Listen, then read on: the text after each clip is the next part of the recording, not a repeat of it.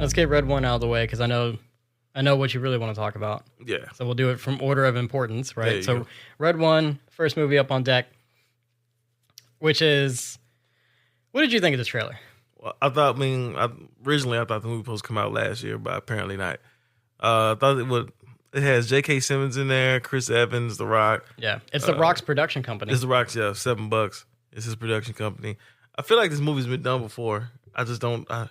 I saw someone's comment about it, and I was like, yeah, I think I have seen this before. It reminded me of the Rise of the Guardians movie by DreamWorks. Oh, okay.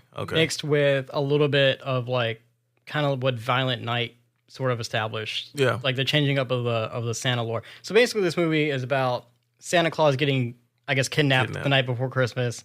So The Rock, being, I suppose, an elf of Santa's or something, has to go and enlist like the most naughtiest person in the world, who is Chris Evans' character, to go track down Santa Claus, who's J.K. Simmons, which I feel like in this movie is going to be a waste because he's going to be in the movie for like, what, maybe 5 to 10 minutes? Most likely. I mean, you start the trailer off, he's not even bench pressing. Or yeah, he is. He's bench pressing like a huge weight set. Mm-hmm. He's super buff, or I mean, as buff as J.K. Simmons could be at his age. But clearly, this is a stronger like Santa. He seems like he could handle his own, and then he gets kidnapped. But just gets kidnapped, and it's like he's not gonna take up much screen time. Not when you have Chris Evans and The Rock. No, I mean, of course, when you got The Rock and you're in charge of the movie, right? Yeah. So I will admit, it looks fun. The trailer's got Abominable Snowman. It's got a talking polar bear. It's got Krampus. There's like a slap competition with Krampus going on. Chris Evans looks weird in this movie. Something with his face looks very strange. I don't know. Like, his beard looks weird. His hair. I mean, the hair's a wig. I don't know if that beard's real or if it's like fake movie beard or CGI beard, for all I know. He just looks strange in this film. But it looks like a fun action movie. But it's one of those things where it's like, I'm just tired of seeing The Rock and stuff. So I think that's what it is. My initial reaction is like, oh, The Rock, why is he in this movie? And then I saw it was his production company. I was like, oh, that makes a lot of sense. But it does make me think of Violent Night a little bit, where it's like, oh, it's a Santa movie, but it's a different Santa movie, which is what this is. It's a Christmas Santa movie, but like different. It's action adventure. Santa was kidnapped. Really, I mean, the premise is what every Christmas movie is, where, you know, we got to save Christmas the night before Christmas. We got to go do this.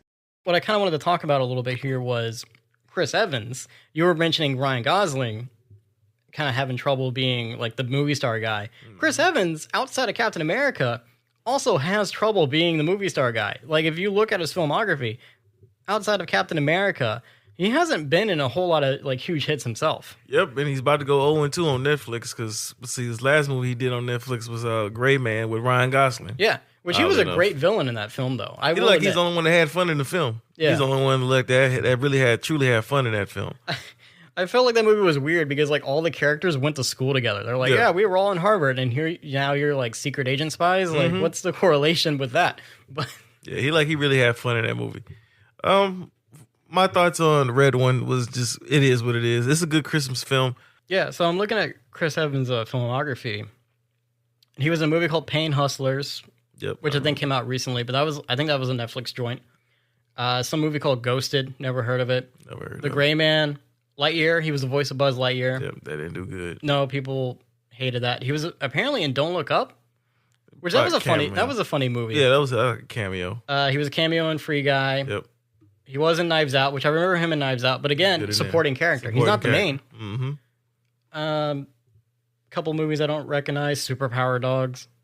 The last biggest movie he was in was Avengers Endgame in 2019. It's looking like basically he can't carry a movie by himself. And if you look at his filmography, Avengers Endgame, Captain Marvel, I think he cameoed or something in there.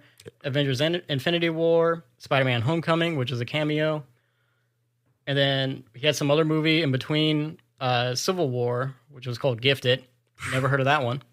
That flew by. Right? And then cameo in Ant-Man, Avengers Age of Ultron.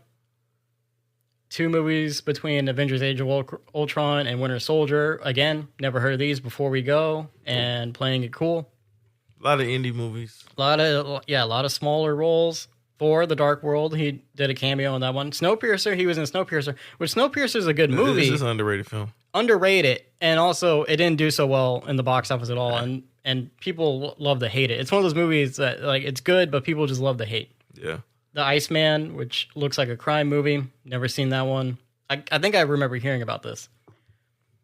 And then you got Avengers and the first Captain America movie. Outside of that, you know, Scott Pilgrim, he was one of the ex-boyfriends. He was in that Push movie. He was in The Losers.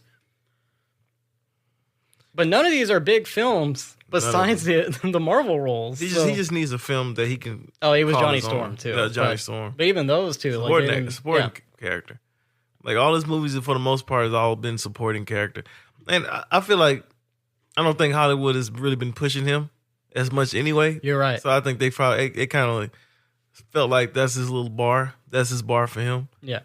You know, he's kind of in that. He's not really in that Chris Hemsworth, because Chris Hemsworth, he's a double threat. You know, he can do action and he can do comedy. Yeah, that's true. You know, he can do both. Robert Downey Jr. can do both. Yeah. He can do action, comedy, drama. He's a triple threat. So he's not a one-trick pony. I think Chris Evans, when you look at him, and I know it may sound harsh, he's just a handsome guy. That's an actor. Yeah. That's pretty much what he is. I don't think he's a bad guy, of course. You know, I'm not saying he's a bad person, but I'm just a regular guy. Yeah. But you know what? Not to bash on Chris Evans too much. If you look at any of the Avengers filmographies, besides the Avengers movies, they've also all been in kind of like middle of the road movies. I mean, Robert Downey Jr. has probably been one of the bigger ones out of the group, and maybe Scarlett Johansson, but everybody else, if you look at their filmography, so not to just hate on Chris Evans in his film work. Yeah. Yeah, it's Chris Hemsworth. He also struggled. Mark Ruffalo didn't struggle. He struggled until a certain point in his career. Yeah, and to be fair, when they were working on all these Marvel films, their contracts had them locked in for like 10 plus years, right? So sometimes they couldn't do a movie between Marvel films. All they could do is just take the little small movies. They couldn't do big movies. Yeah. I think Robert Downey Jr. did The Judge, and that was ass. Yeah. So, I mean, you know, and then I think after that, he struggled.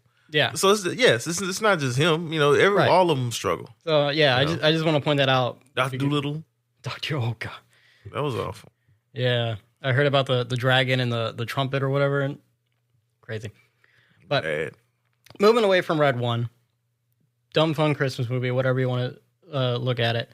Long Legs, which is from Neon, I think the company I think so, yeah. I think it's Neon. This one actually looks really interesting to me. Do you think it's a supernatural thing, or do you think it's more of a crime drama? It's obviously a crime drama. It looks more like, I mean, it could be supernatural, but it looks like it's both. Well, what does it say, the rating for it? Like the rating of the movie? Yeah. It's definitely an R-rated movie. Well, I mean, not the rating. Because sometimes it tells you what it is. It is a crime thriller, or sometimes they tell you it's like a horror or supernatural sometimes. I forgot what the name of that is. Horror thriller. See, there we go. Yeah. No supernatural. It's made to look like it's a supernatural movie because like she's hunting the serial killer, but there's like some satanic stuff to it, and she's having like weird visions throughout the film. Yep. Which it could either be maybe there is something like supernatural and satanic to it, or maybe it's just her having some kind of mental breakdown while chasing the serial killer. I can see that. But it's set in the 1990s. She's a new FBI agent, and she's trying to solve an unsolved case. And the serial killer is known as Long Legs, so that's where the name comes from. But this trailer looked great. Yeah, it looks good. I can't wait to watch this. It looked very intriguing. I was surprised to see Nicolas Cage was a part of this. Yeah, me too. Which kind of almost turned me off because Nicolas Cage, like The Rock, is like, oh, okay, another one of his movies.